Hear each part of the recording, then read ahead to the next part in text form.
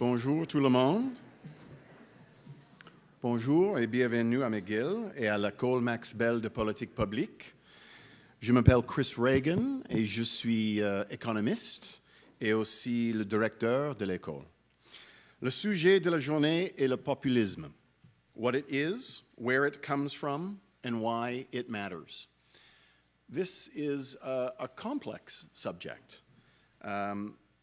When I look at the definition of populism, it defines it as a political approach that is focused on ordinary citizens and the genuine concerns of ordinary citizens, especially when there's a perception that the elites aren't taking them seriously. If you then look up the definition of elitism, you find almost exactly the opposite. A group of people or an approach based on a group of people who by their wealth or education or land holding or ancestry gives them, or at least in their view, a perception that they have the right and the authority to make decisions in contradistinction to the views put forward by populists. My sense is that people who consider themselves ordinary people with genuine views don't generally call themselves populists, but they don't quite like elitists. And people who you might call elitists don't call themselves elitists, but they don't much like populists. So we have a problem in this us versus them way of thinking about the world. And it seems to me that if populism is about the views of the real people, the ordinary people, then in a democracy it would be bizarre to not pay attention to what the real people think and to not pay attention, therefore, to populism. At the same time, it seems to me that it is hard not to believe that there are lots of issues out there that are very complex, and every once in a while you need the expertise that exists within those people or sets of people who actually have thought deeply about particular topics. So how do you strike the right balance? How do you pay attention to what the ordinary people think in their genuine concerns about day-to-day lives, but still have room for people who may be experts and who may be called by some people the elite? So as I said, this is a complex subject. I am nonetheless confident that the panelists tonight will let us out of the room only after we are better informed than we are right now. And I have no doubt also that when we leave the room, there will be many questions remaining. Now, policy complexity is, if there is anything that is a theme in the Max Bell School of Public Policy, it would be policy complexity. I like to actually say that if we were in the business of doing bumper stickers, I would have a bumper sticker that says, good policy doesn't just happen, because good policy doesn't just happen. It requires lots of people thinking through lots of complexity. There's a little bit of propaganda out there around, and when the event is over and you go out there for a glass of wine, you will see these brochures. One of the big things that we have been doing at the Max Bell School for the past year and a half or so is building a new Master of Public Policy program that is different from the others. And if you take a look at the brochure or take a look at our website, you will see that policy complexity figures prominently. We put lots of emphasis on the various kinds of things that make real-world policy, whether it's the design or the implementation or the analysis, complex.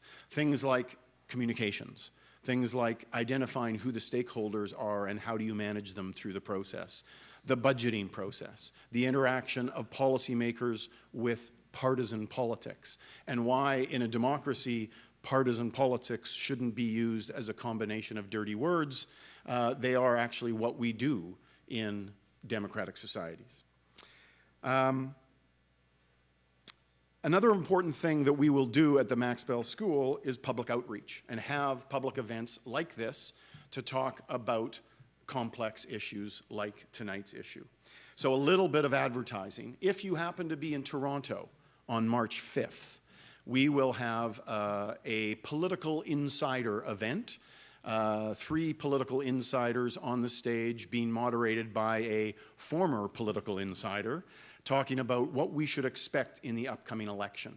So you can look on our website, you can register for that event if you happen to be in Toronto. And look for early April in this room will be a panel discussion that's not yet figured out, but the panel discussion will be about how is it that building new pipelines and pricing greenhouse gas emissions could possibly be a coherent part of a government policy. Because we live in a country where our federal government is doing both, or proposing to do both of those things, and there are many people that think this is crazy, to use a short word to describe it. So the event will be trying to understand how those two things make sense together, or indeed if they do.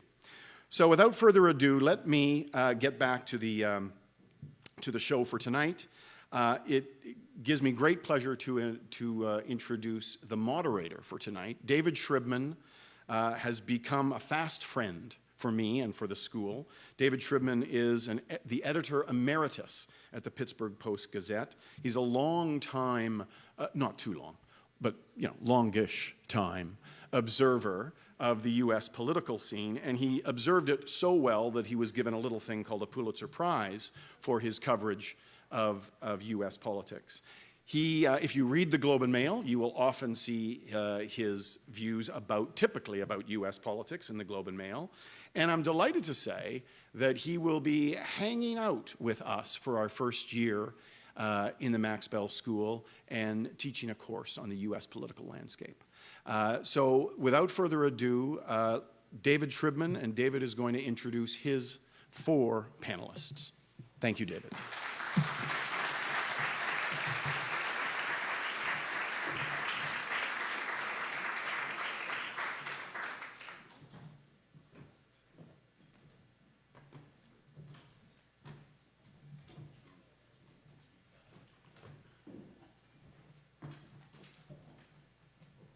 Look at this crowd. I can see the Canadians aren't home tonight. I'm delighted to introduce this panel, this distinguished panel. We'll go left to right, depending upon where you're sitting, Chantal. You're on the far right for once. Depends on your point of view. Right. So I hope you're comfortable in that chair there. Chantal Hébert is a columnist for the Toronto Star and is familiar to all of you here in Montreal on television and on radio. Beside her is my great friend, Eliana Johnson, who is a White House correspondent for Politico, which is well known in the United States and perhaps here as probably the leading online news source in Washington. She's the former Washington bureau chief of the National Review, which many of you will recognize as the magazine that was founded by William F. Buckley Jr., who's pretty much the founder of the modern conservative movement in the United States. We'll have to talk to Eliana about a conservative and the Trump administration. Beside her is E.J. Dionne, who is a political columnist for the Washington Post. We got to know each other when we were both young New York Times reporters. We've been friends for more than a third of a century, and you'll see why very, very swiftly. And beside him is Bruce Anderson, who's the chairman of Abacus Data, and for 30 years has been a distinguished pollster. I know those words are not mutually exclusive.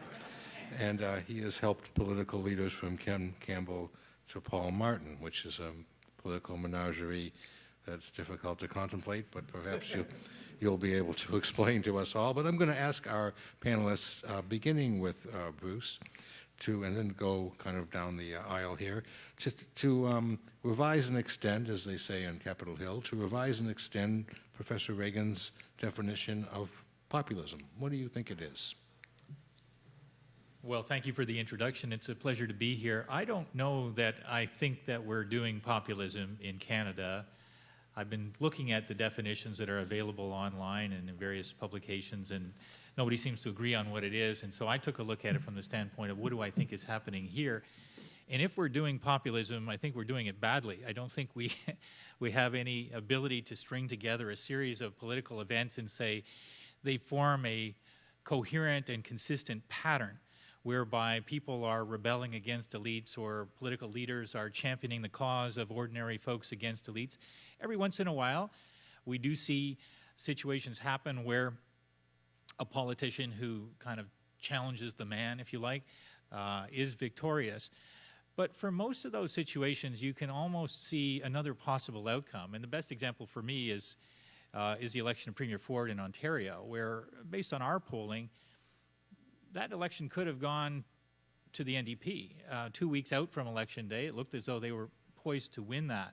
So we went from potentially having one of the more left-wing governments that Ontario ever had to one of the more right-wing governments that Ontario has ever had, not because people consumed the policy measures and decided that buck of beer was more populist than something else.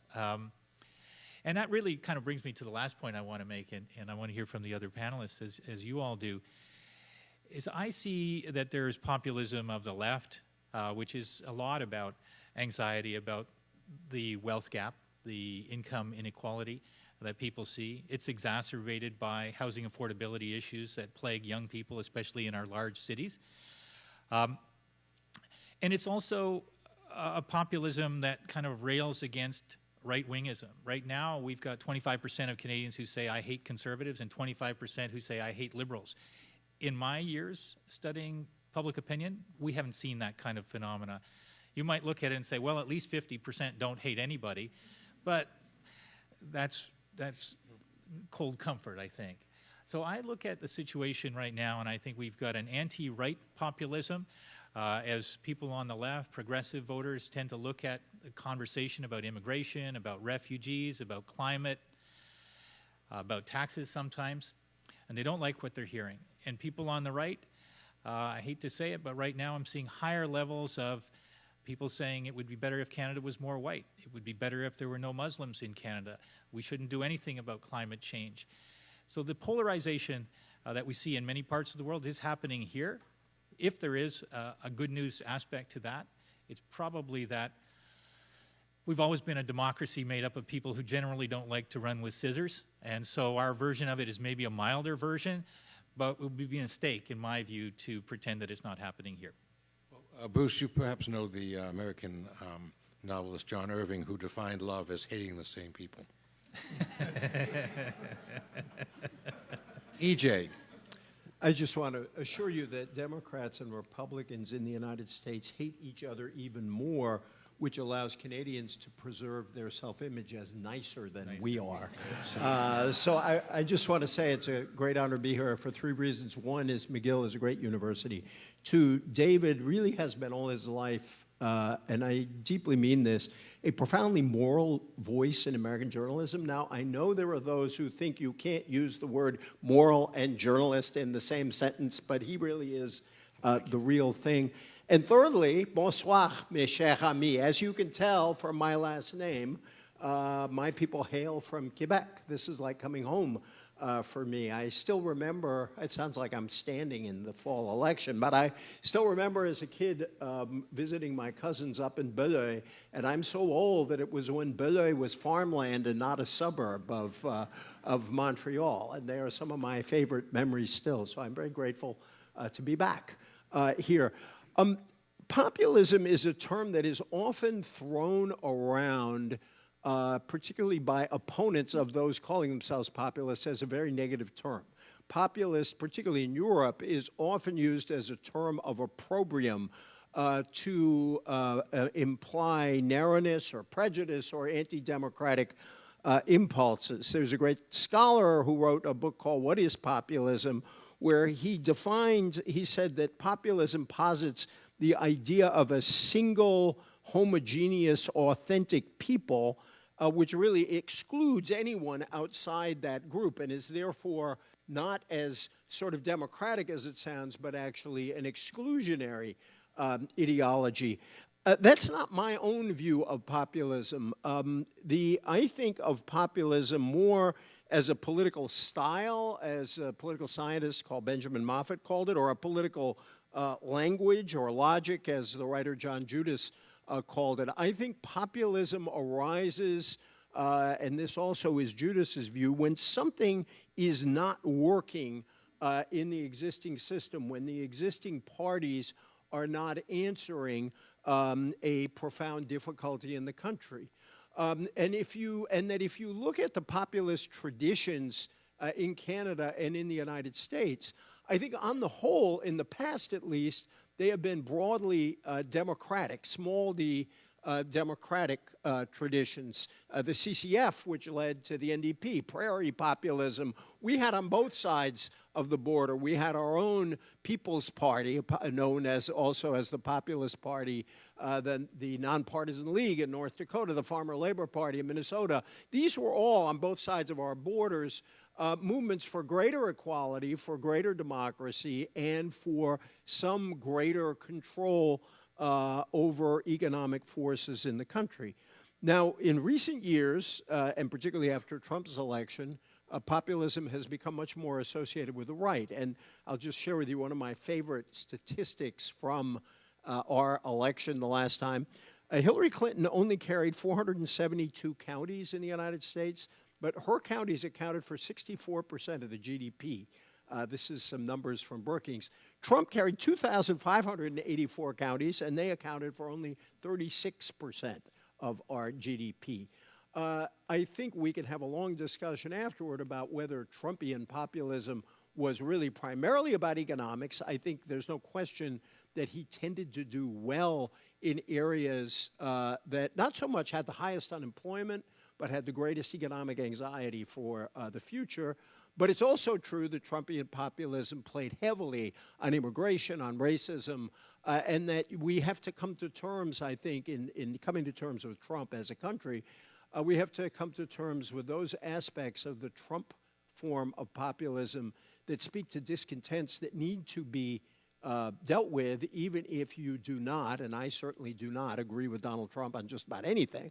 On the other hand, I think we have to face up to the other side, the racist or nativist side, and oppose that. And people have to figure out how to do that at the same time. How do you deal with the anxieties that a rebellion like this bring to the fore? And how do you reject those aspects, push back against those aspects that are dangerous to a democracy? But I think in the end, if populism didn't exist, every democracy would have to invent it in one form or another, because there are times when rebellion is called for. So next is Eliana Johnson, who is from Minnesota, the only place in North America that's as cold as this, and the home of the Democratic Farmer Labor Coalition. And Very civic and progressive state she's from. Yes, that's correct. So Eliana?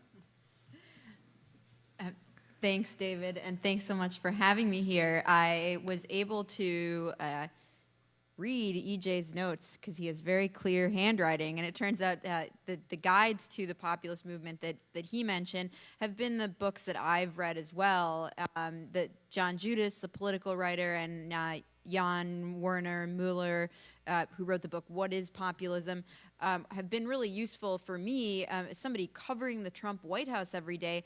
Though I think it is difficult to define populism, which is something that both of those authors grappled with, I have found it really helpful to have some sort of intellectual framework in thinking about it. And though those authors grapple with it in a different way, they both sort of land on, populism being a political leader who claims to represent the people, but the people being narrowly defined and turning out to be the people are people who support the leader. And I think that's been really helpful to me in understanding Trump, and I think helps explain why Trump in particular has not, unlike many other presidents, has not worked to broaden his appeal. I think he really does understand himself as a representative of the people who voted for him as opposed to of the country. And I do think he differs from many past presidents in that regard. The other thing that was helpful to me from those books was something EJ mentioned, which was you can't dismiss populists simply as evil or bad because they are a symptom, I think, that something in the party system or the political system has gone awry and has gone wrong. And I think in the past election, we're seeing in the U.S., and I think we're seeing it around the world too, it was that the two major political parties weren't addressing serious concerns of the voters, and I think in this past election it was on issues of trade and immigration, where the two major parties were largely in agreement that more immigration was better and that free trade was essentially an unfettered good thing. And those views, I think Trump made clear, really didn't represent what many Americans thought. And Trump has succeeded, I think, in forcing both parties to grapple with that. I think that the success of Bernie Sanders in the Democratic Party also, the anti-trade position always got more traction on the left, but I certainly think Bernie Sanders' success has forced the Democratic Party to grapple with some of its cherished views as well, and I certainly think that's going to play out in the upcoming Democratic primary in the party, that I think has the potential to be similar to what the 17-candidate Republican primary with a surprising victor in 2016 was for the GOP. Chantal. I'm going to try to bring it back to Canada. D'abord, merci de m'avoir invité ici. As you can't tell from my name, I am not from Quebec, but from Ontario. Just thought I'd throw that in. Mais je suis montréalaise maintenant, et ça me fait plaisir de visiter McGill. I do agree that with the point that is being made about the fact that populism runs high when something is broken, and I think it is a symptom of a broken political conversation. And one that we are in part, those of us who are the so-called chattering class, responsible for. I'll just dwell very briefly about one thing that I believe that people who are in the political conversation, who are supposed to be les animateurs of the political conversation in this country, for instance. That would be elected officials and others who gravitate around that, and the media that covers them, have managed to do over the social media era, and it is to fall in love with our conversation rather than reach out and talk to the people that we are supposed to be speaking with. We've become so enamored with this endless conversation that we're having all day that there are times when you could believe that we together all live on a planet that is divorced completely from that of the voters that we are supposed to be having the conversation with. And I think that contributes to the populism issue. I have watched over the past 20 years on that score something that has fascinated me, and it is what I call the reversal of the white coat advantage. It used to be that when politicians were in trouble and were handling crisis, what they would do to reinforce the fact that they were on top of things would be to call what I call white coats to the rescue, people who were experts in their fields. People who are from this province will remember how Lucien Bouchard, during the ice storm, used to have the Hydro-Québec president next to him, and every night say, this is where this crisis is going. In the 1998 Quebec election campaign, one morning, Lucien Bouchard, the premier at that point, woke up to a headline in La Presse and the Gazette that said, pharmacare, Monsieur Bouchard's pharmacare program has killed patients. And what did he do? He called a few doctors, and they sat and they had a news conference. They kind of put that to rest. Today, and we have that in this country. It's not just elsewhere. Politicians, political leaders, make their point by proving that they are against white coats. Those experts want to tell you this, but we know better. We being me, the political leader, and you, the people. And so we have taken the expertise and turned them into a proof that the people who really know what life is, are not those people, and those who rely on them for facts are actually trying to impose views that are detached from reality. I'm struck by the fact that in the US, trade and immigration were kind of wedge issues. After the Trump election in this country, what we saw was a coming around the notion of free trade from all sides of the political spectrum, right, left, center, unions, conservatives, liberals, and free trade with the US in this country was the subject of an election 30 years ago that quite divided the country and the parties. And so this is not one of those wedge issues, and to Bruce's point about the right and immigration, which has been a major issue not only in the US, but in France and various other countries. I don't disagree with Bruce that there is a section of the Canadian right that wants to play in that movie. But I would note that the two more successful people identified with populism and the right in this country at this point, and that would be Premier Ford and Jason Kenney in Alberta, both are building their success on something other than going after diversity and immigration. You could look through Mr. Ford's platform or Jason Kenney's, and you would find little traces of the we would be better off if everyone around was white and if we didn't have any Muslims. And on that score, I find that rather encouraging. A word in closing. Yes, when we do populism, we do it really well. The McGill community must remember the Maple Spring in Quebec. For 60 days, students demonstrated in the streets of Montreal and closed the city down every night. The rule of law was of no interest, and nor was the ballot box. And that, to me, is populism, when there is such an uprising, and you see it with les Gilets jaunes in France, that the rule of law, that the rules, that the notion that you can resolve a conflict by going to democratic means is thrown out the window in the favor of a cause. So when you go home at night and you think, we can't do this, yeah, remember that very pleasant early spring that we went through in 2012, not so long ago. You know, I wonder whether the periods 1776 to 1789, American Revolution to the French Revolution, 1848, which we all know what that was, the period in the 30s when we talk about the period of Europe and the dictators, all these, and most of this happened before social media. There was no Twitter in the French Revolution. Whether these kinds of movements, and we're seeing the populist movements now, are a series of accidents, or are there global forces at work?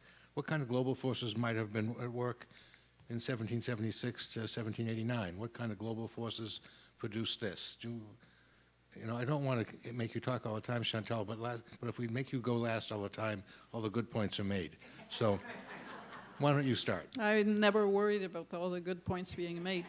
I think we wait for Chantal for the good points. But seriously, I'm not going to compare what's happening now to the American or the French Revolution. No, of course not. But those were things that happened at the same time. The populism now is happening at the same time.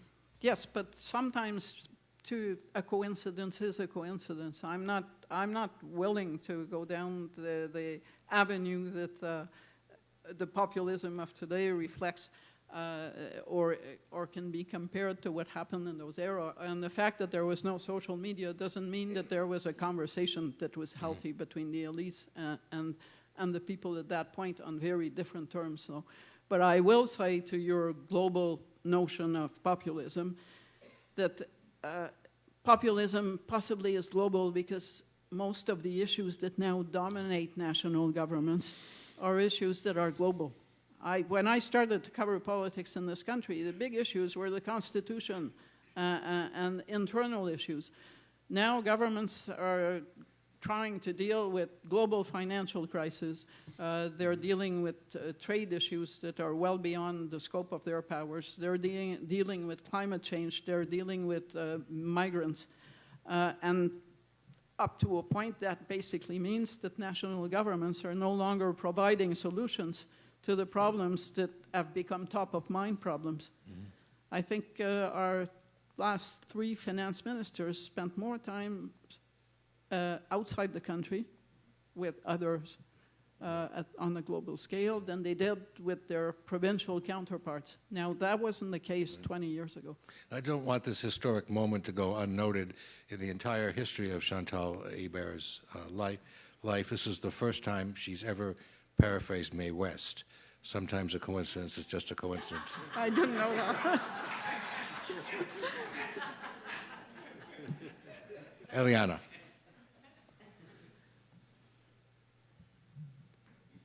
Yeah, I'm worried to draw direct historical comparisons, but I do think that we see echoes of the message that you're getting taken advantage on, whether it's your leaders or, in the case of the American Revolution, the crown, no taxation without representation. I think we see echoes of that in what Trump says about whether it's TPP or NAFTA. That these are bad deals, and I think that it has the same sort of resonance. And Trump carries it to global agreements and internationalism, where he says other countries should be footing the bill in NATO. We're getting taken advantage of, and so I do think throughout time there are echoes of that same sort of message that in the Tea Party and Occupy Wall Street and Trump sort of don't tread on me from the American Revolution through today. Is this a series of accidents, CJ, do you think? I don't think so, and I think we might disagree. There might be some disagreement here on that. I mean, take a couple of big things that are happening that I think are producing similar results across the democratic, small d democratic countries. Globalization, technological change is creating new forms of inequality all over the industrial world. And I am struck that when you look at election returns, whether we're talking about the US or France or Germany, you often find that right-wing populist movements are very strong, far away from the large urban centers where most of the economic growth is. Thus, those numbers about Hillary Clinton, she won in a small number of places, but they are the booming places. In France, Le Pen did particularly well in places like Lille and some of the other industrial towns. In Germany, the AfD is doing particularly well in parts of the old East Germany that are deindustrialized places. So I think this is something that is happening in many countries. The other thing that's happening is immigration, and previously homogeneous societies are becoming significantly more diverse. Who ever thought Sweden, of all places, would produce a right-wing party? The Swedish conservative parties have always been, by most lights, fairly progressive conservative parties, to borrow the old Canadian term. And now you have the Swedish Democrats rising, and you're seeing that again in Germany, in Sweden, and in France and in other parts of Europe. I think these two big forces are then produce a sense on the part of some people in the population, a sense of disempowerment. In the EU, in Europe, it's often directed against the EU. In the US, it's often been directed against trade. And then, I think one of the questions that I just want to add, one of the points I want to add that we may discuss is, in a lot of ways, Trump is a phony populist, not a real populist. What's paradoxical about Trump is he talks a hard line on immigration and trade, but his single largest achievement is a tax cut heavily oriented toward the very wealthy and toward corporations. And what you have in the Trump case, and it'll be interesting to see how he deals with this tonight in his State of the Union address, is someone who has talked this game on the one side, but has largely given into a rather traditional corporate conservative Republican agenda. Trump is often saying to his own working class base, let them eat rhetoric. Okay, Bruce, beat that. Well, I took a look at the kind of indicators in our data that would associate most directly with the notion of populism as we've been discussing it here. And I just find it chaotic and it's not coherent. So, for example, 77% say elites have too much power in Canada, but 69% say, I like to listen to what experts have to say before I make up my mind. Those two things don't really tell me that this is a population that's, driven by this. We've got to get rid of the elites and we've got to stand up for ourselves. Instead, what I see, I want to be clear, what I'm talking about is electoral accidents. And I kind of look at Brexit as an electoral accident. I look at Trump as an electoral accident. I think Ford was. I think Kenny might turn out to be. His negatives are actually higher than Rachel Notley's in Alberta. He's probably going to win that election. But not because people really want everything that he's been putting on the table. In fact, Alberta is kind of captivated by this one aspect of populism, which is a kind of we hate that the world is moving on from oil, and we want to be angry about it, and we want somebody to champion our anger and help us channel our anger, but it's not going to change the fact that the world is moving away from oil, and about 70% of Alberta voters know that. They know they need a plan for their economy that's different than the one that they've had on offer for the last 7 or 8 decades. So instead, what I see is a breakdown of the things that used to keep our democratic system functioning more or less well. Never perfectly, but more or less well. What are the things that come to mind for me? The most important one is maybe a breakdown of knowledge. It's shocking how many times I ask people in polls, surveys, focus groups about contemporary policy discussions only to draw blank stares.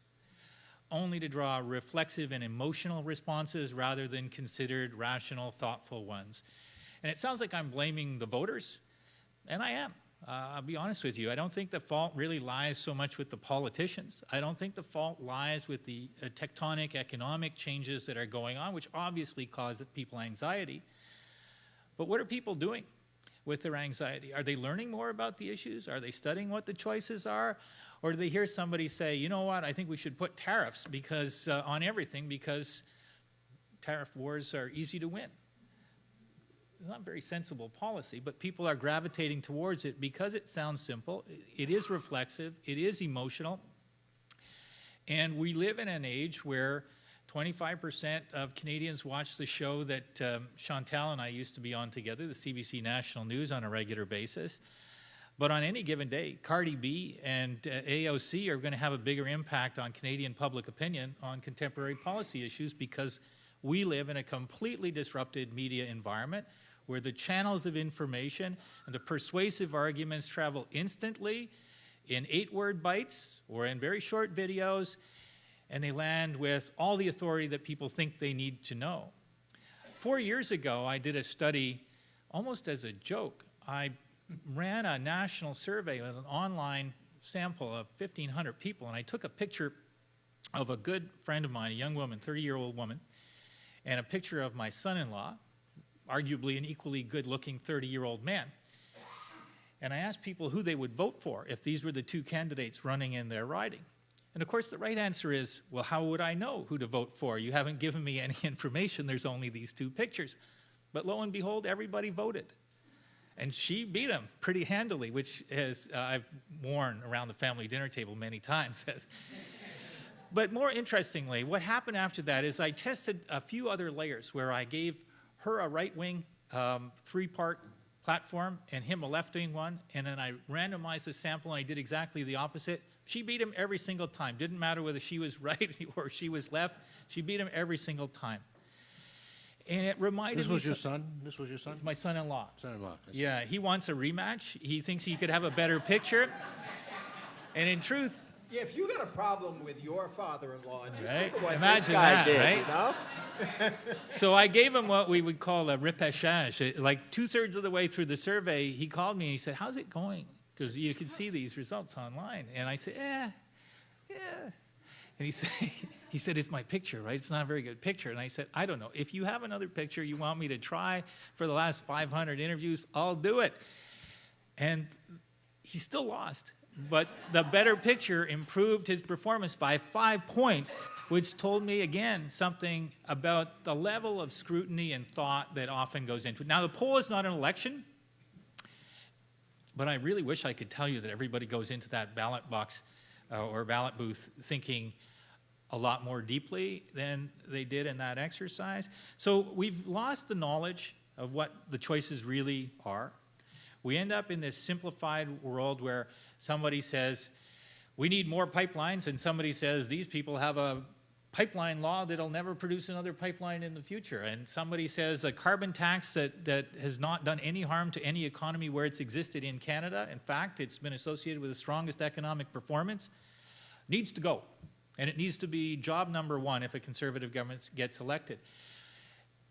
None of that is contributing to an inspired thoughtfulness on the part of voters right now. And we can say it's the fault of the politicians, and they should be better, but we get the politicians that we deserve sometimes. And I think when it comes to populism, it's easy to sort of say these leaders who pull on these threads of emotionalism and discard rationalism and don't want us to think about these issues, they're the problem.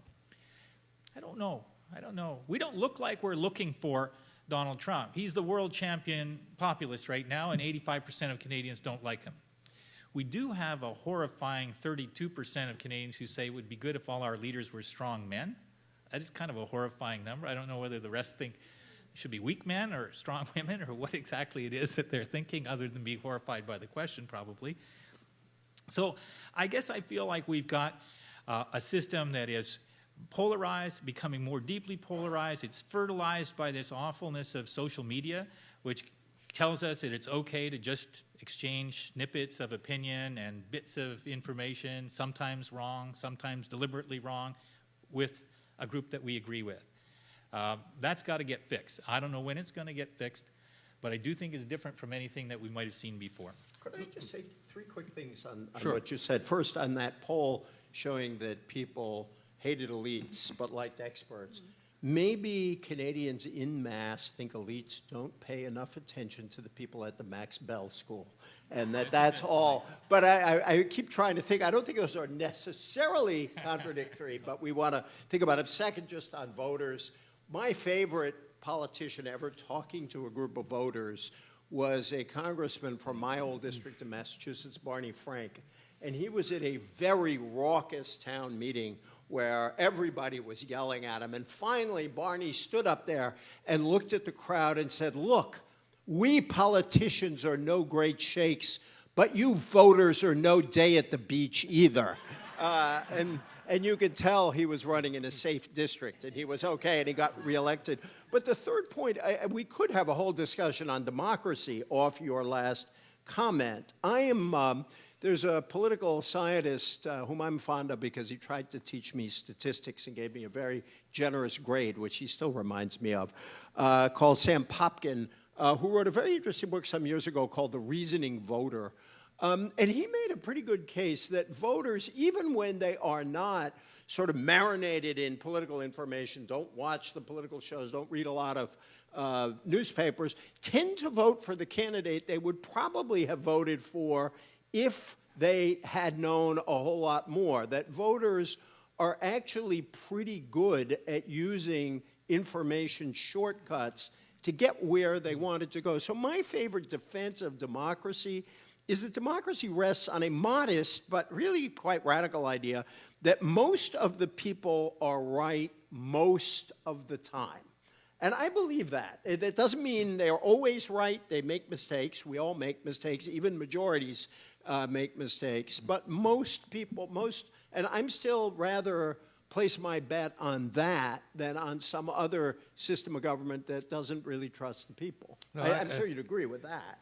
I think you'd agree with that. No, Maybe you've taken too many polls that disappointed you. I do agree with that. I think the one thing that maybe is a little bit different, and maybe it was never as strongly felt in the U.S. as it has been in Canada, is we've lost the belief in the value of compromise to the extent that we had it before.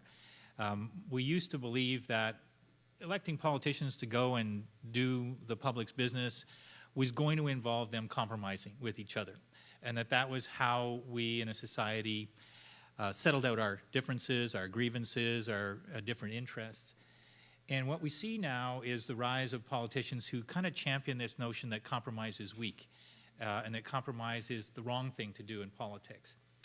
And you know, you have a bipartisan system, we have a first past the post system, and so we haven't really had quite as much of that, but we're seeing more of it now, and it becomes easy for people to go, you know, I want somebody who's going to stand up for me, not for somebody else. And that hasn't really been as big a part of our political culture as it has been, and I would like to see more politicians personally champion that compromise idea a little bit more. No, I think we are in the same boat right now. I think that compromise is at least as sort of unpopular or under question as it is here. I told the story to Nick Salter earlier today, but one of my favorite stories involving EJ's notion involves Congressman Mo Udall, whom reporters loved, and who lost the New Hampshire primary to Jimmy Carter, whom reporters hated. And one of the reporters said to Congressman Udall, well, what happened here? And he said, the people have spoken, the bastards. So, while we're talking, so much of this involves definitions and words. So much of politics, of course, does. So many people don't like to be called elitists or don't like elitists, but they would like to be on an elite hockey team or on an elite soccer team. Given that, is this movement authoritarianism, democratization, both or neither? Bruce, you want to start with that? Well, I don't, look, I think with some exceptions, the quality of people who feel obliged or attracted to public life has been going down. And I say that guardedly and hesitantly because I like a lot of people who are in politics, and we need a lot more good people to go into it. But I do think that over the years I've been watching it, it's harder to discern that the idea that the talent level is going up. I think the opposite is probably more true. So it would be hard for me to attribute you know, that degree of kind of thoughtfulness and strategy. We went through a period of 25 years where the only thing that mattered was the skills to win an election. And I don't know whether we're finished with that trend right now. I know it's a disconcerting thing for me to watch because as a participant in the political process, you catch that bug early on in your life in it, and you believe that it's the right thing to do because your job is to try to figure out how to win elections, and then you get a little older and you look at it and you go, maybe that wasn't the right thing to do. Maybe that's part of what's wrong with politics. I don't know where we're at on that curve. I don't think we have a lot of authoritarian type figures in Canada. We have one person who's running for national office to try to start a new party who has some of the attributes that one might associate with that.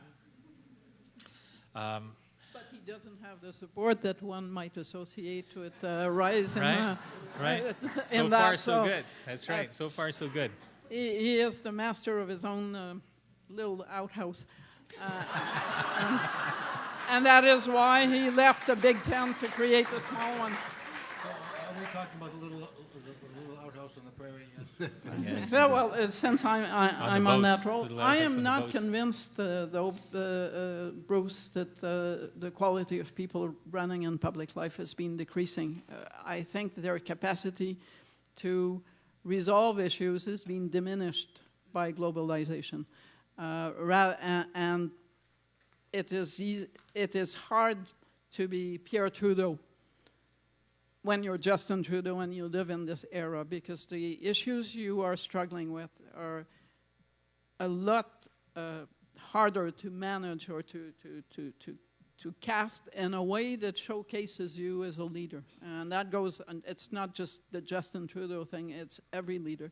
And leaders tend to grow based on the challenges that are thrown their way. Yes, we've had a decade that wasn't a decade of great accomplishments, but then we had a prime minister who was spared the worst of the global economic crisis, and was also spared the first in a long line, a unity crisis. And on that basis, you come away from your mandate looking more like a manager than someone who is inspiration. I don't think that we should feel sorry for ourselves for not having had a great crisis over the past 15 years that has allowed our politicians to be bigger than they would otherwise be. I listen to this notion that voters are, or the capacity for compromise had been diminishing. I find it very, very hard to find that to be a novelty, having covered the constitutional issue in this country for the best part of 25 years. I did not find that compromise was very much on offer when we tried to resolve our constitutional differences. It was so not on offer that in this country we don't talk about the Constitution anymore because we can't agree about it anymore. Actually, in this country, every issue that was big that we've tried to tackle, Medicare being one of those, modernizing Medicare, the Constitution being another, and institutional reform that comes with it, has been burnt by our efforts to try to talk about it, and has degenerated in a partisan label calling conversation. And that happened long before the social media was a phenomenon, and long before people felt free to say all kinds of things. So I'd just say about the 32% who want a strong man as leader, well, I'm guessing that's a major improvement from 20 years ago. Eliana, I apologize for the Americanism here, but Senator John Kennedy wrote a book that won the Pulitzer Prize in 1955 or 56 called Profiles in Courage, and half the characters that he profiled in Profiles in Courage he thought were courageous because they compromised. Is President Trump inclined to show his courage by compromising? And do we view courage differently today? I think Chantal and others have made the point that not compromising shows is the current flavor of showing courage. I want to answer your question on authoritarianism, but to the question you just posed about what courage is, I do think Trump, because he views himself as, I don't think he views himself as representing the whole United States, all the citizens of the country. I think you're going to hear a different message tonight, but that's teleprompter Trump, not the Trump we hear on Twitter. And Trump is wonderfully transparent in a lot of ways. The things he tweets are really, it's very much like he sounds when he speaks in private. His friends have said, he sounds just like this. It's just, a few more F-bombs inserted in between these words. But that is really what he says. And we have not often had such an unvarnished view of what a president is saying and thinking before. So Trump is speaking to the people who voted for him. And so I don't think he is the type of person who, when Kennedy talked about compromise, it was people making courageous compromises because they thought it was good for the country, even at political cost to themselves. I don't think Trump is somebody who's inclined to make that move because I don't think that that's how he views his presidency. Similarly, I don't think he views himself as the leader of the Republican Party, which is a dramatic departure, I think, from previous presidents who viewed themselves not only as president, but as the leader of a political party and worked with other leaders of their party. Trump is often at cross purposes with other leaders of his party. But to the question of authoritarianism, I think it's actually a heartening, something that's been heartening, but also really interesting about the Trump presidency, because I think Trump certainly has authoritarian impulses, as perhaps any former CEO would coming into government. But he's trapped in, I think, a system that's designed to guard against those impulses. And so you've seen Trump certainly put these impulses on display. He wanted to and did remove a journalist, take a press pass away from a journalist. What did you see? I mean, a court knocked that down and said, that's not okay. You need to lay out a rationale for doing that. The White House may very well do that, but then a court would have to find that what they did is legal. His first travel ban was knocked down in court. You're seeing Trump's effort to build the wall very much stymied by Congress. the Senate, for a very long time, told him, essentially stopped him from firing Attorney General Jeff Sessions by saying, we will not confirm another Attorney General. And he, though he very much wanted to do that, held off until after the midterm elections. And that was because Mitch McConnell told him, I'm not doing this till after the midterms. Trump has often said, when his lawyers have told him, look, what you want to do extends beyond your constitutional authority, he said, let them sue me, because that's how it worked in business, where he was embroiled in numerous lawsuits. It clearly doesn't work that way when you're president, but I do think, well, it's clear the sort of person Trump is, and he would very much like to rule as an authoritarian. He's been checked by the other two branches of government at a number of points. EJ, you want to? Could I go back to your original question, which I really liked, actually, about elite sports teams? Right. And we used the term there. And I think it's a really good question, because I think the difference is that being on an elite sports team is something you earn according to a set of rules that everybody agrees on, and everybody agrees that the people who get there worked hard and performed up to a certain level. Elitism implies people looking down their noses at other people, but LeBron James doesn't look down his nose at kids playing high school basketball who will never be as good as he is. Or, to pick a hockey player completely at random, Marcel Dion didn't look down his nose at kids playing hockey on a pond. So I think that's difference number one. The other thing is, I think there is a sense that we are not making elites like we used to. I was thinking of the term noblesse oblige, and people have a sense that there's not a lot of noblesse and there's not a lot of oblige anymore, and that elites tend to be more popular when they preside over a society that senses that rewards are fair and that they're doing pretty well. And so when you go back to, say, the great growth period, and we romanticize it, but for, 45 to 73 in the United States, elites seem to be delivering a society that was getting better and that people sensed was reasonably fair. There were pockets of real unfairness, which is why we had a civil rights revolution, but even the civil rights revolution was a kind of revolution of rising expectations. There was a sense that the society could get better. I think elitism is now under even more question. I think there'll always be anti-elitism in a democracy, and that's good. But elitism is under even more attack because people don't quite feel like the elites are doing what elites are supposed to do. So let me just follow up. Go ahead. I'm sorry. Just one quick point off that. Trump's rallying cry, I think, "Make America Great Again," it does have a sort of elite aspirationalism in it, and I think his gripe about elites was, you care too much about other people and other countries and not about us. I'll be a leader who will make us the best, and it's a different sort of, I think, elitism. And on noblesse oblige, I think that's very much true. And one data point that I think is fascinating is that in the U.S., I think in the years you cited, EJ, between the 40s and the 70s. One of the main callings that the graduates of the top-tier universities would go do would be to go work in government, to join the CIA, the State Department, the Defense Department.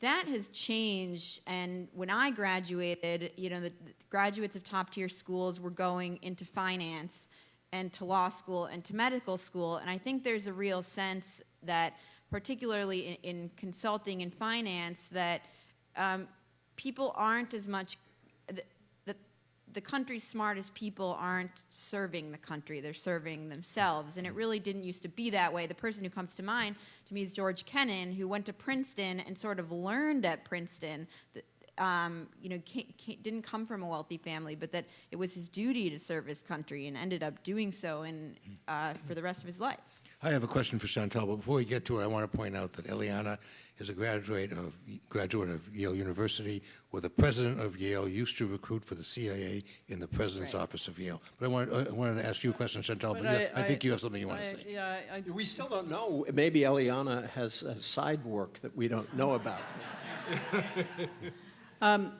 about the elite giving back to public service, I have to say that having spent the past, it's part of my job to watch what we call question period. That's in the House of Commons, the opposition spends 45 minutes asking questions of the government. And a recurring theme is that the Prime Minister is somehow not an appropriate Prime Minister because he happens to have been born to a wealthy family. And so he doesn't belong in office and he's unfit for office. So the view that is being conveyed by the main alternative to the government is that if you are part of the so-called elite and you are giving back to public service, there is still something wrong with you. I also wanted to just put a question. If you accept the notion, and I do, about the people, for instance, who voted for Trump feeling that they were being left behind, and the same would be said of the Gilets jaunes in France or of other movements like that. What happens when they find out that they're no better for it? The midterm election. First of all, I want to say something about the Trump election because we talk so much about the white working class voters who voted for Trump that we forget that his core base were conservative Republicans. 59% of white college-educated men voted for Donald Trump. In other words, this is not a mass movement that looks like the Bernie Sanders movement. Yes, white working class voters were critical in swinging states like Michigan and Ohio and Wisconsin and Pennsylvania Trump's way. But I think the answer to your question was in these midterm elections, because in those very states, the Democrats swept Pennsylvania. They did extremely well in Michigan, and they did extremely well in Wisconsin. Ohio was more mixed, but you looked at sort of working class counties that had swung Trumpward, and a lot of them started swinging back. Not necessarily all the way back, but I think there's clearly a reaction within parts of that Trump constituency that led to some of the results we saw in our election last fall. And of course, the most unfortunate aspect of modern life is that every conversation from the Grammy Awards to the Super Bowl ends up being about Donald Trump. But, I mean... Not for me. I am a New England Patriots fan, and I am not letting Donald Trump ruin my loyalty to the New England Patriots. And my son likes to point out that New England gave only one of 33 electoral votes to Donald Trump. So we are not Donald Trump's team. Can we go back to Donald Trump now? Yes, okay. Now, Chantal. Sorry, it's fun when your team wins. Chantal. Yes. So when you sit here on this side of the border and you hear the President of the United States saying that the United States has a bad deal with Canada, the horrible Canadians, they've taken advantage of us for so long, and a bad deal with NATO and all this kind of stuff, and you think about populism, what do you think? That the U.S. has gone crazy. I mean, we don't, at this point, 2 years in, we're way beyond political analysis here. We are, like the rest of the world, waiting him out. I think that would sum up, if you had Macron and Merkel all speaking frankly, and here, and Justin Trudeau, they would all agree that at this point, their policy towards the U.S. is live in hope. Well, let's go to Bruce first, and then you, EJ. I want to ask our Canadian friends a question, so go ahead. Well, I want to hear from Bruce first. Yeah. Oh, Go ahead. all right. Well, I was going to say, I think that the thing about Trump that stands out for me a little bit is that he has created a clarification for many Canadians of what it is that we don't want to be, what it is that we don't, the way that it is that we don't want to conduct ourselves. If we didn't know what kind of politicians we wanted, because we hadn't been thinking about it very much for the last little while, he's helped clarify some of that. Certainly, if you had described a situation where the EU was destabilized politically and therefore economically, where China was on its way to becoming the biggest and most important economy in the world, where the U.S. was torturing itself with policies that made no sense, that conservatives in Canada would be hysterical about the size of the deficit under Donald Trump. It wouldn't pass unnoticed. We wouldn't have a docile conservative caucus as has existed in the Republican Party in Congress. So we normally would look at those sets of scenarios and say, this is going to be really bad for Canada. We should be really anxious because so much of our sense of our livelihood depends on understanding that the rest of the world is stable and trades with us, buys our stuff, basically, and allows us the quality of life and the standard of living that we've had.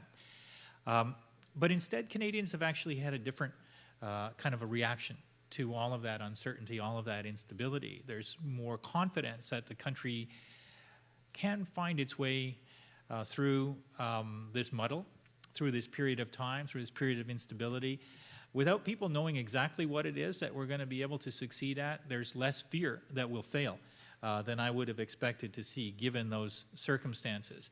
There's also part of that, I think, is saying, so if Trump is trying to do the things that he believes will strengthen the American economy, we're not necessarily going to follow that path. We don't believe in the approach that he's taking to trade. We don't believe in the approach that he's taking to deep tax cuts and spiking deficits. We don't believe that he's following the right path when it comes to the way that he deals with military allies. He seems kind of incoherent about pushing money into the military but pulling back from 17-year commitments in Afghanistan. And all of that has helped us. And climate change is the other one, where Justin Trudeau was elected in the time of Obama when the world got together and said, we're going to do something about this. We're going to get serious about it. We have to do something about it. And here we are. We're embroiled in a political fight about climate change policies, no question about it. But we're nowhere near where the American policy consensus seems to be, right? Where it's kind of down to the subnational governments to do something or corporations to do something. Here, at least, we've got a pretty strong sense of maybe we're not going to be able to do everything that we wanted to do at the pace that we wanted to do it, but we're not turning back. And we're not turning back just because the U.S. economy as a major trading partner says we're turning back. So I think that has been very clarifying for Canadian voters, and it's reinforced what we look for in leaders, which I think Chantal's right. We don't necessarily look for them to be successful in business or anything, but we don't reject them if they are. We don't reject people if they have a less privileged upbringing. We don't embrace them because they might have a less privileged upbringing. Instead, we look for empathy, we look for brain power, we look for thinking forward, and we look for optimism. Those are essentially the characteristics that I see Canadians generally going for. And I also, last point, agree with Chantal that our powers, our sixth senses always generally get us to a place where we pick the politician that we think most reflects our value system, because you can't fake authenticity and you can't hide it, and that's kind of how voters ultimately, now I think they take 10 minutes to decide rather than 37 days or 4 years, and I would rather the 37 days or the 4 years, but they get to the right place most times. EJ, you wanted to ask something? Yeah, I want to, just two quick observations. I don't think that what you described in the United States on climate change is the consensus. That is the, I hope, temporary position of the people who hold power in one house of Congress and the White House, that there's a lot more sympathy for the broad view that you have here in the United States. Secondly, it is important to note that the majority of Americans now do not want to vote for Donald Trump again. There was a recent survey that was really striking that 56% of Americans said they would definitely vote against Trump. Only 28% said they would definitely vote for Trump, which is extraordinarily low for any incumbent. And I think that's important. But my question is, there are a lot of us in the United States who are in the 56% who really worry about the long-term impact of Trump on our alliances and on how other countries will look at us in the long run. And I've had these conversations both with people from abroad and Americans, and they sort of go in two directions. One is that our longtime friends like Canada and other countries will say, that's over with, we're relieved, let's go back to being friends again and doing business together. The other view is that we will never quite be viewed the same way as this, and this could have some long-term effects on us and our role in the world. I'm just curious how you guys read. I mean, it's unknowable. I acknowledge we're predicting the future, but I'd still like your sense of what your inclination is on that question. Well, to the issue of the U.S. role in the world, obviously the global balance is changing with China, so it's not so much what will Trump leave behind as where the U.S. will find its way in this changing landscape. As for Canada-U.S., I think it's hard to measure, but I think most Canadians see Trump as a phenomenon, rather that doesn't reflect necessarily on how they see the Americans. And I say that on the basis of, there was not a lot of love in this country for George W. Bush and for his adventures in Iraq, which we didn't join. I think that anything that Bush agreed with would have become automatically a hard sell in Canada on the basis of the perception that he just wasn't our kind of president. And then Obama came along, and the relationship between Canadians and Americans, or the view of Canadians of the U.S., improved tremendously as a result of that election. So I don't think that there is damage being done that is going to be permanent, but I would agree with Bruce that we probably will look at our need for a strong relationship with the White House a bit differently. But before we go, before Bruce chimes in, I just wanted to add, apropos of your point, Chantal, that Donald Trump is probably the very best thing that ever happened to George W. Bush. No, that's absolutely right. Yes. There's no question about that. Yeah. I think it's a really great question that you ask. I've thought about it a lot. I think that it's definitely the case that most Canadians will look at Donald Trump as being a kind of a human aberration and a political aberration, and they will imagine that it won't happen again. But the separate question is whether or not that abiding sense of trust that Canadians could have, not in a particular president, but in the idea of how the American political system works, that's broken down. There was a period of time where people would say, well, he's saying that he's going to do all of these things, but all of the U.S. businesses that trade with Canada, that have supply chains that involve Canada, they're going to step into the fray, they're going to apply pressure to their Congress people, and the checks and balances are going to make him less able to do the kinds of things that he says he wants to do in his tweets. And of course, that didn't turn out to be the case, that every step along the way, from what we can observe, we've been kind of let down by the Republicans in the Senate or the Republicans in the Congress, or the kind of the tentative push from the business community that says we don't like what's going on, but we don't want to yell too loudly about it because he can do damage to us in other ways.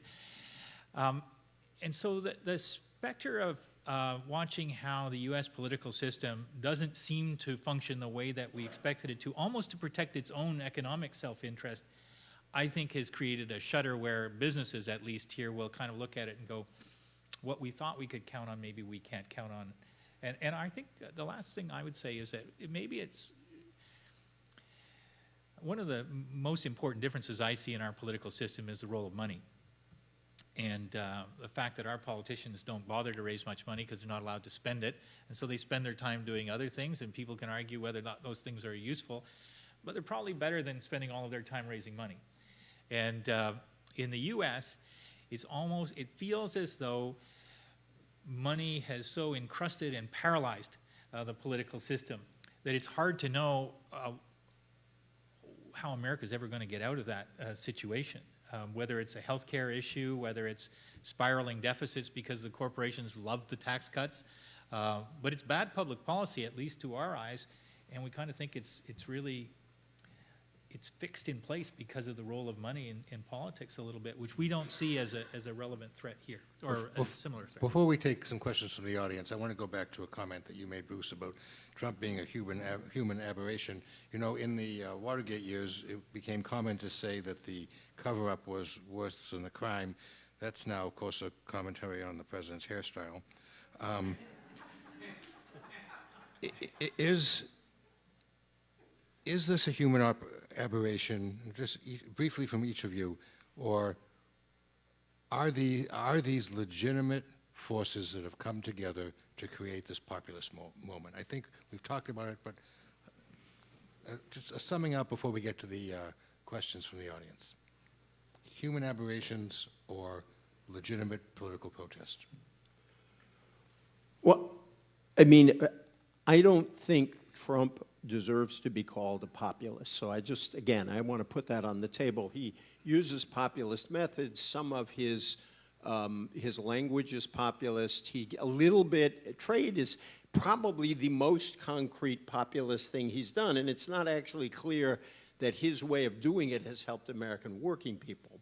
So I want to put that on the table. Secondly, he is certainly a fluke of our electoral system. I mean, we should not forget that Hillary Clinton got 2.9 million more popular votes than Donald Trump, and because he won 77,000 more votes than Clinton in 3 states, that's all 3 put together, he became president of the United States. And that's the second time this has happened to us since 2000, where there was this disparity between the Electoral College and the popular vote. And just by the way, I think this is a long-term challenge for us. I think this could well happen again because of the way the Senate distorts representation of smaller states and gets refracted into the Electoral College. By 2040, 70% of Americans will live in 15 states, which means 70% of Americans will have 30 senators, and that will also affect the Electoral College. So I think this is a systematic issue that we're going to have to grapple with. The last point is that I believe in the end that the reason Donald Trump won was because of the unpopularity of Hillary Clinton. I don't happen to share this view. In fact, it was much more negative than I expected. I actually still have respect for Hillary Clinton. But my favorite polling piece of information is that on Election Day, 60% of Americans had a negative view of Donald Trump, but 55% of Americans had a negative view of Hillary Clinton. If you put those together, 17% of Americans had a negative view of both of them, and those voters voted 47-30 for Trump. One of the reasons I think change is very possible going forward is that's 9% of Trump's 46% when you do the math. Those aren't Trumpists. Those are people who are mad, who, for whatever reason, some of them sexist, some of them, the server, some of them the speeches, whatever it was, who didn't like Hillary Clinton. Those voters are very switchable, and indeed, in the last election, that 2.9 million for Clinton went to almost 10 million majority for Democrats in House races. So I think there were a lot of peculiar things that were going on in 2016 that let Trump become president. Anybody want to add something before we go to audience questions, which I hope will not only be about Donald Trump? I think that his victory was an aberration. It was very unlikely. But his nomination as the standard bearer of the Republican Party was obviously the result of some real forces. And I would note that Bernie Sanders' success in the Democratic Party nomination, I think, was a result of some very similar forces. And though Hillary Clinton, yes, was unpopular, her nomination was reflected of the consensus view of the Democratic Party establishment. And I think all of those things together were demonstrative of the problem in the political system. And so even if Trump hadn't won, I think his nomination was a really significant event in American history. Anybody want to add anything else? No, I'm good. Bruce? Questions from the audience? Happy to have them. Somebody ask about France, I hope.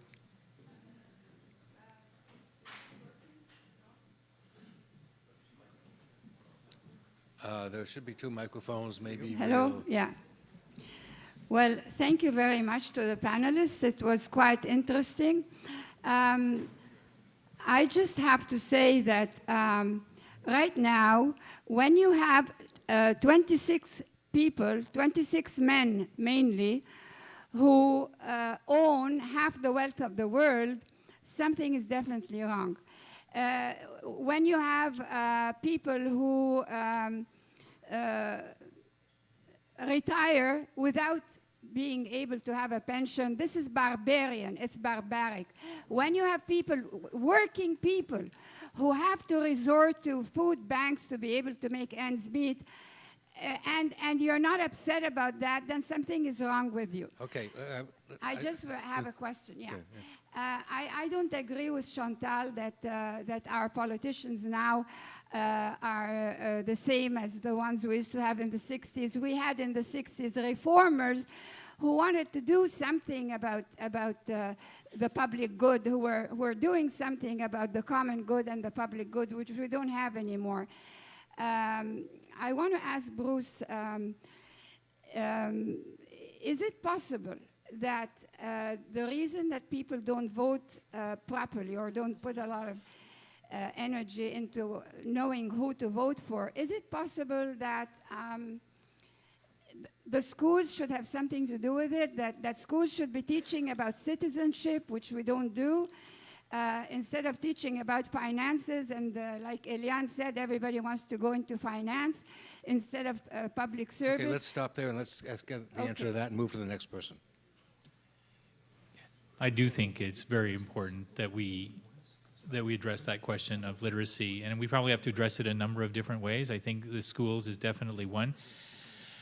But I think we're in a crisis period with respect to our news media. Chantal and I have talked about this a lot.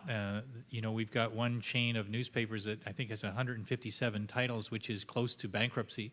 And we don't really know what's going to replace that source of news. And people can have issues with the quality of that journalism right now or not, but it's probably better than no journalism. And I think so we're going to have a problem that's going to exacerbate or be exacerbated by the economic pressures in journalism. At least when I look at what's happening in the United States, I take solace in the fact that, and maybe Trump is partly responsible for this, that there's been some evidence of a resurgence of interest in strong journalism, in a protection of democracy through quality journalism, of an interest in long-form journalism. And I think Canadians will want that, but they don't have a model that allows them to buy it right now, and it's not clear where that's going to happen. So we're probably going through a period where we're going to see things get a little bit worse than better. But boy, it's good to have conversations like this happen where people focus on these kinds of questions. I'm going to ask for 30-second questions and 30-second answers because we have a lot of people to get through. And if we don't get through all of you, we'll be milling around afterwards over wine and everything else. And, well, maybe the wine will loosen us up even more. But go ahead. 30 seconds and 30 By the way, seconds. I hope that lady runs for Parliament. That Yes, was a powerful very intro. good. Yes, very good. Go ahead, sir. This may require more than 30 seconds for an answer. Nope. But on the question... Not a populist. Okay. On the question, you started out your expose about talking about populism is. So one of the things I tend to agree with is there is a dissatisfaction. There's something wrong. There's something that's going wrong. So, and there's been very little discussion in your panel about what this is that is going wrong. So is it demographics? Is it the baby boomers that are getting old and feeling weaker and more financially insecure? Is it the crisis that we had in 2008? Is it education? Is it income inequality? Is it urbanization? Is it deindustrialization? There has to be, the only way that this is going to be dealt with is by figuring out the answer to what is wrong. If you don't figure out what the answer is to what is wrong, you haven't figured anything out. I think we should go to Bruce for a quick answer to that.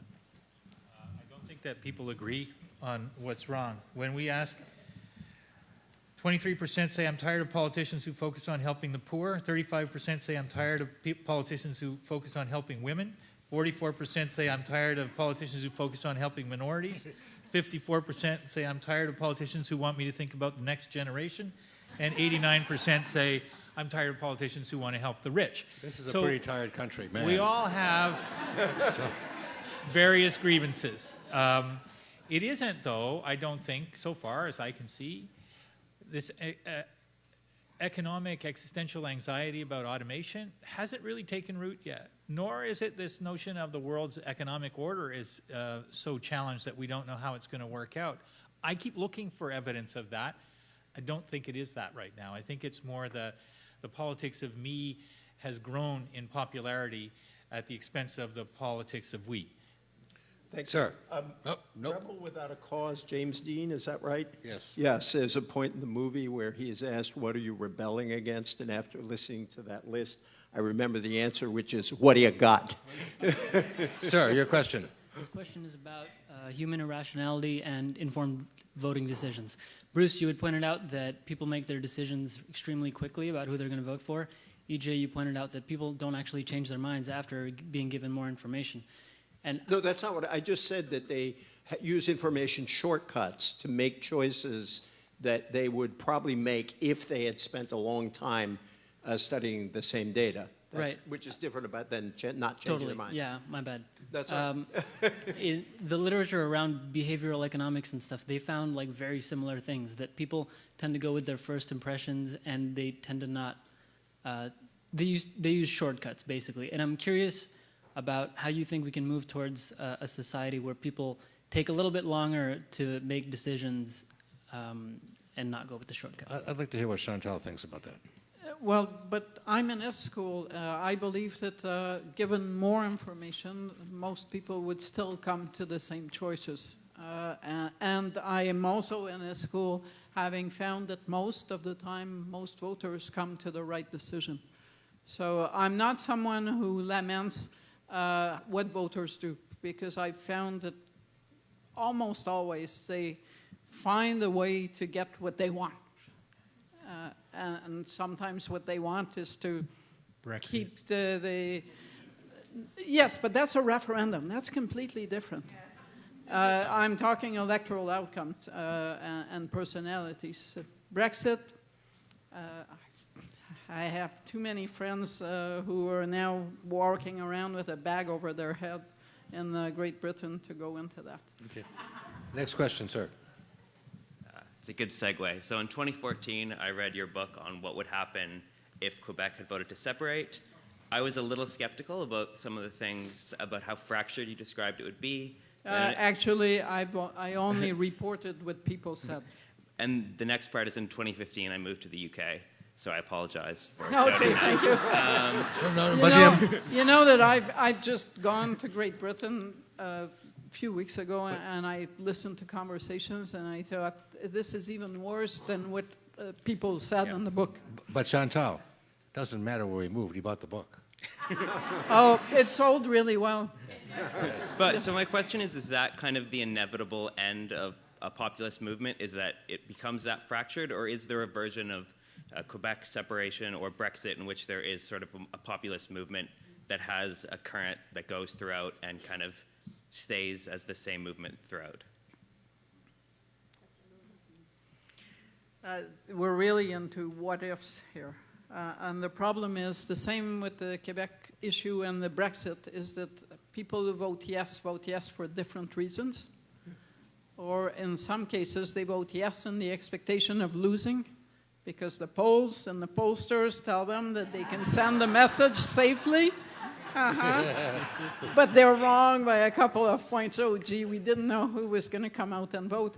So, the morning after, it's easy to know what you're against. And in a referendum, in the case of the Brexit or the Quebec referendum, you would be voting against the Federation or against the EU.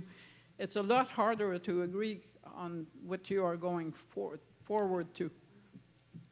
Could I say the populist movement in the United States had a huge effect on our politics in the long run, and even though they never won an election, Theodore Roosevelt essentially, when he became president, adopted many of the ideas and inclinations of the populist movement, and we had the direct election of senators, antitrust, business regulation, help for farmers. So populist movements, which I think is different than a referendum, which raises very particular problems, But movements can have a real impact on the long run of politics. The American Socialist Party never took power, but had an enormous impact over the long run on the way the New Deal developed. I mean, there are movements populist and populist-like movements that really do change the trajectory of politics. Miss? I'm a history student, and I find it quite funny that we had this discussion about anti-elitism, because I just finished a reading on Stalin's purges of the bourgeois experts, but that's an aside. I was just wondering a bit about... That's a great reference. if you could speak a bit to the interactions of competing populisms. So in the US, for example, looking at Bernie Sanders and Donald Trump, and then even, I would argue, perhaps in Britain with the pro-Brexit and then the post-Brexit, anti-Brexit campaigners, the sort of let's renege on that referendum, and whether they can sort of coexist. Do you want to take Bernie and Trump? Nope. No, I'm They're talking yours. to Eliana. Oh, No. sure.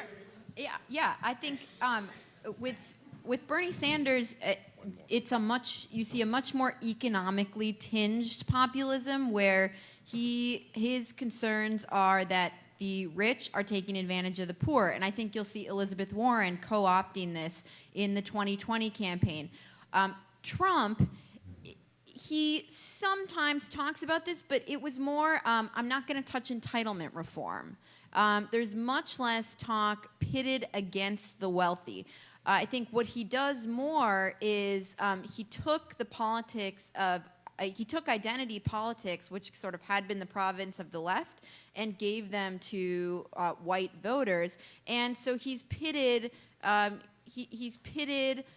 some Americans against what he would deem as outsiders, which are whether they're foreigners taking advantage of us, Canadians and Mexicans, or illegal immigrants crossing the border. Those are the people that his populism defines as the enemy, whereas I think Bernie's populism is more typical poor versus rich. I think you're seeing it in other countries, Vox and Podemos in Spain, for example, where you've got one populism rooted more or less in class and the other more or less rooted in nationalism. You have that a little bit with Five Star and the Northern League in Italy. You have some of that going on in Greece. So I think you make a good point. It's not uncommon to have populism of the left and of the right that have similar kinds of appeals but very different underlying priorities in politics. So I didn't hear like a clear distinction between the bourgeois elite and so-called experts, so scientists and other highly educated people who might not be wealthy in the same way as people who make most of their money from investments and just profiting off of that. And I feel like the populist feelings are more of a reaction to that inequality, but often catch up, these experts as they're kind of like bystanders that are caught in the crossfire to a certain extent. I just kind of want to know your opinion on that, how those two interact.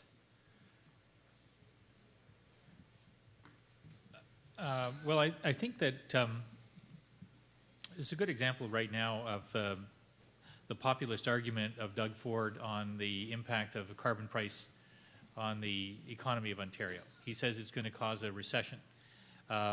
Leading experts, the strongest economists in the country, the smartest economists in the country, many of them here, some of them right in this room, have said this is not possible, that the magnitude of the impact is so small that that's just rhetoric. As far as I can tell right now, this is one of those rare situations where people are actually confronted with this populist argument, this populist sounding argument that any tax is bad, any tax is going to damage the economy, and on the other hand, that's such an outlandish claim that's being made, especially since there was a carbon price in Ontario for several years, that people are forced to kind of go, well, wait, what do people who know something about this know? And that's not to say that they don't think Doug Ford knows anything about business or economics, but that they don't think he knows as much as Chris Reagan, for example. If they knew Chris Reagan, they would even be more convinced of that. So I think right now we're in this kind of cusp on some issues where people might, as they get close to the time where they mark a ballot, say, I'm a little suspicious of the rhetorical excess of the populist, and I see the two big issues being race. Our version of racism is around immigration and refugees and that sort of thing, and the other is around climate and what we need to do or should do about it if we want to be serious about it. And because we need a strong flow of immigration to support our economy, there's a really strong expert argument or a series of expert arguments that need to be understood by mainstream voters so that we don't end up with what I would consider to be stupid policy because we buy into rhetoric that's really about race baiting. But it's a very real prospect. I don't know how that's going to turn out. I don't know how it's going to turn out on the climate change issue either. But it's a very good question. It's a very active issue. You know, well, I was going to say I'm very sorry that we have to cut this off because our time is up here, EJ. But there are 6 of you in line, and I promise you, if you hijack one of these 4 over wine, that they will address you with seriousness. You still have 15 more minutes. Oh, do we? Yes, you do. Are we supposed to end at what hour? It's supposed to end at 7:30, and it's 7:14. So I'd like to ask my question. Because okay. Well, I'm going to argue for my colleagues. Something real quick to that Sure, young gentleman. and we will entertain your question. Yeah, a friend. I'm just following my schedule. A friend called Adam Waters and I have a little article in a little magazine called Dissent on anti-intellectualism, and we make 2 points. It's a longish argument, but we make one point. There are times when experts and intellectuals seem to ally against the interests of the people, and we shouldn't confuse people defending their own interests with anti-intellectualism. On the other hand, there are times when the experts are standing against, say, very privileged interests, and the experts end up being put down not by the masses, but by these interests. I think the best example, you raised it earlier, is climate change, where an overwhelming consensus is rejected by people who have a substantial financial interest in rejecting it. But anyway, you can take a look at it if this question interests you, and then you can tell us where you disagree. Thank you. And in the populist spirit, the people have spoken, so we'll take a couple more questions. Go ahead. Thank you. I just wanted to say this discussion of populism is very interesting, and I thought I wouldn't be able to get in because it was sold out, and then I decided to crawl in a window, and was that was a populist thing to do. It was just, it was so compelling as a topic, and I just wanted to ask: I very much agree with the point of 2 questions in front of me where populism is sort of there's an interaction of competing populism is the phrase that was said. I was thinking of it as a set of populisms that exist across the spectrum of politics. And isn't populism really saying that democracy is active and demanding and not quiescent and tame? Populism may be seen as an outgrowth of the culture wars under Ronald Reagan, and that spread across North America and in the universities and global. And isn't there a contrast between the populisms that are sort of internationalist and globalist versus the populisms that want to hunker into their own identity and are comfortable with the way they are?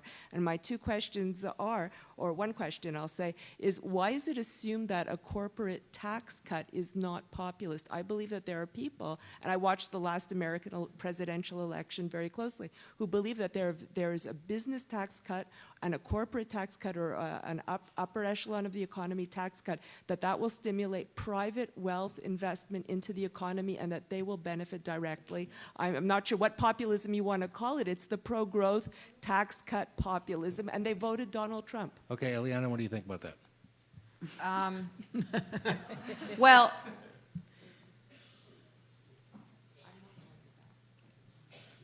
I think if you ask people why they voted for Trump, I don't think that the top answer would be he said he was going to cut business tax rates. And so in terms of, I think, what his chief appeal was to voters or what his political brand is, I just don't think that's a defining feature. And I think that the reason, I know that the reason that he passed that tax bill was that it was a priority of the Republican Congress, not his, not the thing that he wanted necessarily to do. Well, I heard a woman saying that she voted, a Latina businesswoman saying that she voted for Donald Trump despite all his rhetoric that she did not like, because his tax cut would allow her to hire 3 more workers in her business. Yes, So but I heard a lot that- of it, actually. That means she voted for herself. You're not saying that there's a pro-growth populism. Okay. You're saying people vote for themselves. She voted for her own wallet. And Let's she go to the hired next That's question. normal behavior. Trump by the was way. 2 coalitions. He was the traditional Republican coalition, which very much wanted the tax cuts, and then he had the votes he picked up from working class voters who were not animated by the tax cut. And that was, he delivered more for the Republican side of the coalition so far than he's delivered to the other side. Sir, your question. Yeah,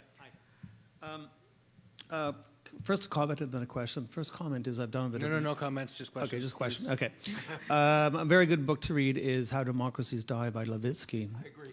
And the primary argument is that despite a piece of paper that we call a constitution, without the will to put it in place, it could lead to authoritarianism. But another section of the book says simply that because of a failed gatekeeping, in other words, maybe a dysfunctional primary system or a dysfunctional, in the age of the 1920s and 30s, when men smoking whiskey and drinking whiskey and smoking cigars in wood-paneled rooms would decide who really the candidates would be, well, their argument is that technology, or at least social media, has circumvented that gatekeeping, quasi-elite gatekeeping system, and that Donald Trump has used social media to circumvent that gatekeeping that kept, for example, Ford out of power in the 1920s when he wanted to become president.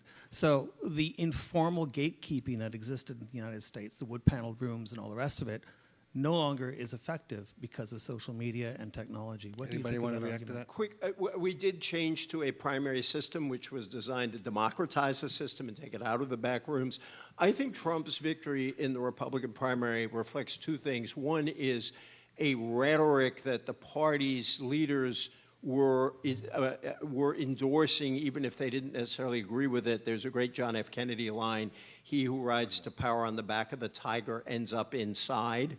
And I think that's what happened to the Republican Party. But secondly, it was a tragedy of the commons for the other Republican candidates, because when you look back, all of them figured that Trump can't win this nomination.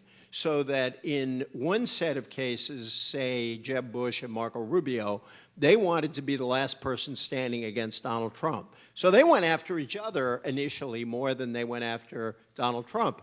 In the case of Ted Cruz, he thought Trump would fall and he would inherit his support. And before they knew it, Donald Trump was winning the nomination. And so I think that was the dynamic that led to Trump winning the nomination. And I agree with you, that's a great book. I think just people wanted should to read add it. one thing, which I've been quite concerned about watching the role of Fox News in a gatekeeper role in the U.S. And we don't have one of those now, but we have some things that would like to be that, I Sun think. News. And I think whether it's Fox or Rush Limbaugh or Ann Coulter, we do have a series of media entities, enterprises, entrepreneurs, whatever you want to call them, that are playing in public a gatekeeping role that is more powerful, it seems to me, and EJ and Ileana, you may disagree with me and you probably know better, but it's almost as though the power of those individuals and those entities have cowed the power brokers in the Republican Party into a situation where they're afraid that they're going to be called out by those, I don't know if I call them journalists, but news organizations or... But that's their argument, though. The private Right. clubs and the wood-panel rooms no longer are effective in this new age. But this replacement for it, hard to make the case that it's better. I don't know. I'm going to ask that this be the last question, and we will promise that the 4 of you in line can hijack. cost us. You're going to cost us over wine. Go ahead. Thank you. So I guess to finish, just a general question. So it often says in the tackling the complexity of policymaking that it creates winners and losers. So even good policymaking creates losers and winners. So is my question is just, is populism inevitable? Like in the sense that if you always have losers, there's a door that is open to be able to tackle the feelings of the losers and being able to direct this to external reasons. So is it inevitable? That's an excellent question. You want to take that, Chantal? Or? Well, I'm not completely sure that I agree that being driven by opposition to a policy because you're on the losing side of it automatically leads to populism. It is also called the political debate and the conversation. And that is, I mean, I have always, no, I didn't start off believing that. But watching politics over the years, I've come to realize that what makes good policy is more often the result of a shock between contrary views on a policy than the product of the vision of a great man or woman.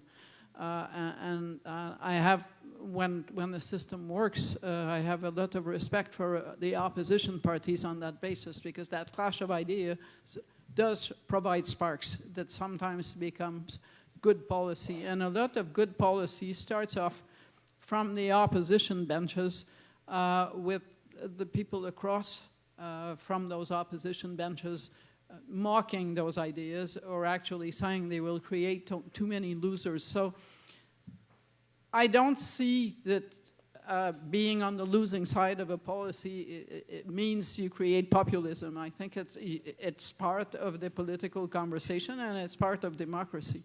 But otherwise, you would be describing anyone who feels that a policy is wrong-headed and who wants to do something about it as suddenly someone who is a populist. I think that only makes that person an engaged citizen that has a cause.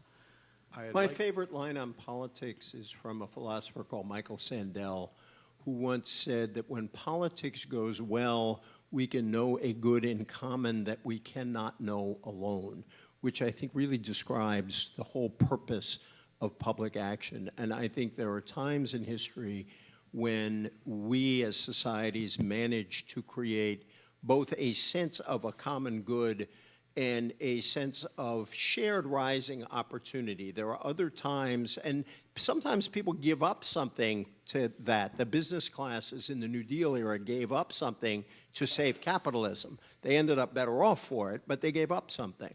And so I think that we want a politics that doesn't create large classes of losers, small classes of winners, or that divides a society between winners and losers. We're looking for shared advance. That's hard. And sometimes resources are scarce, but it seems to me that's the purpose of politics. Eliana and Bruce, I'd like to give you the chance of last words, but I'm going to make it a little bit challenging. So in the spirit of the topic, I'd like you to make your last words limited to 140 characters. So, Eliana, you're first. Thank you very much for having me. Bruce. I do agree that the brokerage function is the most important thing to try to sustain, and hopefully this discussion helps everybody kind of think about that a little bit more. I just took the spaces out in between those words, and he nailed it in 140. It was perfect.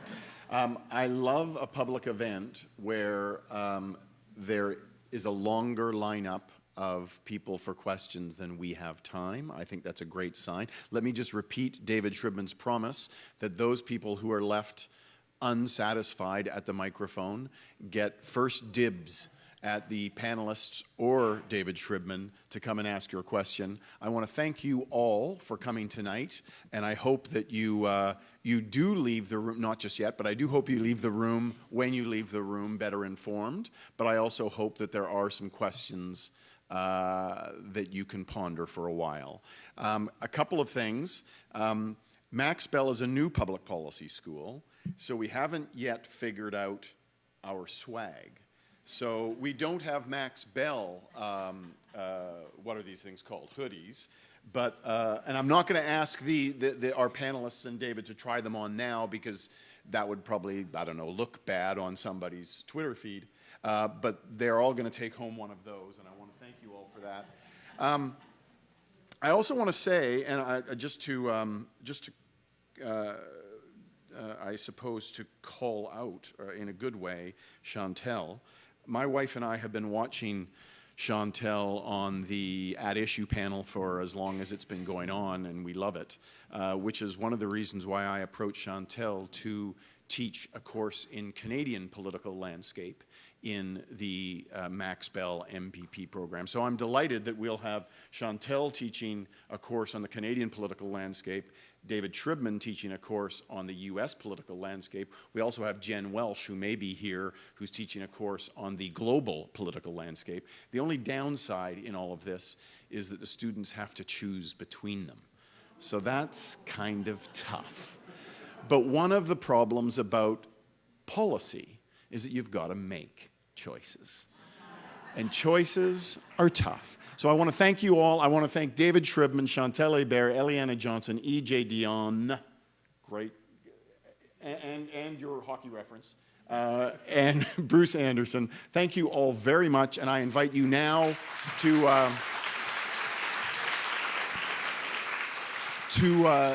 join us all in the next room for a glass of wine and some munchies, and look for another event in the near future in this room, early April, pipelines and carbon pricing. Thank you. Hello.